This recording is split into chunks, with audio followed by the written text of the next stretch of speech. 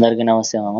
ఈరోజు మా గల్లీలో మా వినాయకుని దగ్గర మేమే పూజ చేసాం. నేను, మా మమ్మీ, మా చెల్లె కలిసి చేసాం మామ. ఎంతో ఆనందం అనిపించింది.